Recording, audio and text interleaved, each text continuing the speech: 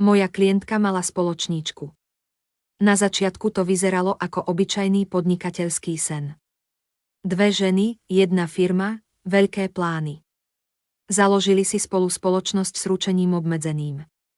V spoločenskej zmluve mali napísané, že každá vložila vklad 2500 eur. Na papieri všetko sedelo. V realite však jedna spoločníčka nevložila ani 1 euro. Druhá žena chcela, aby firma vôbec vznikla. Vzala si preto úver na svoje osobné meno. Nie na firmu. Nie na spoločnosť s ručením obmedzeným. Ale na seba. Ústne sa dohodli, že úver budú splácať striedavo.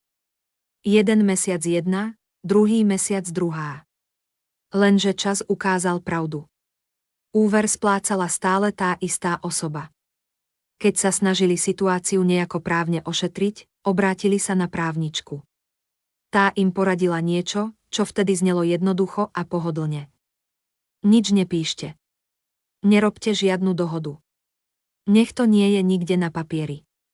A tak nič nepísali. Nič neevidovali.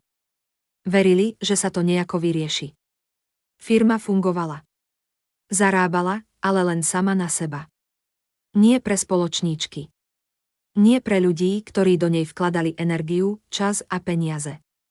Napätie rástlo. Vzťahy sa zhoršovali. A nakoniec prišlo rozhodnutie firmu ukončia. Spoločníčka oznámila, že z firmy odíde. Ale dodala jednu vetu.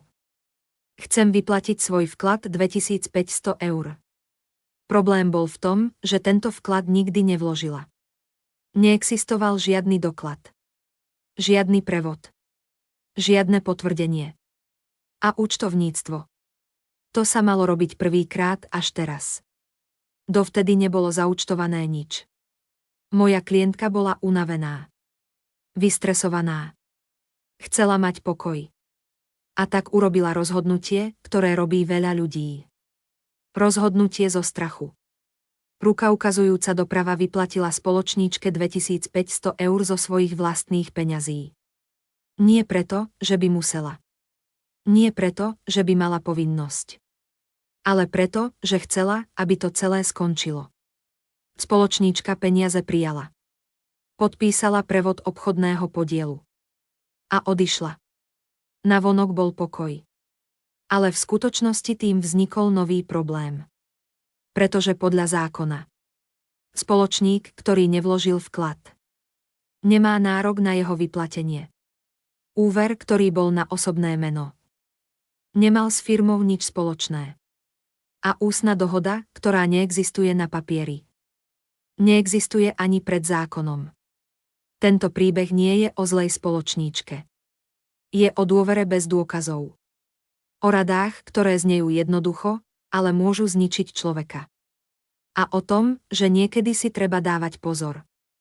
Nie len na spoločníkov. Ale aj na odborné rady, ktoré nás majú ochrániť. A teraz otázka na vás. Ruka ukazujúca doprava, ako by ste to riešili vy. Ruka ukazujúca doprava, zaplatili by ste za pokoj. Ruka ukazujúca doprava, alebo by ste trvali na tom, čo je správne podľa zákona. V ďalšom videu vám poviem, aké malo byť správne riešenie. A prečo toto rozhodnutie mohlo mať následky.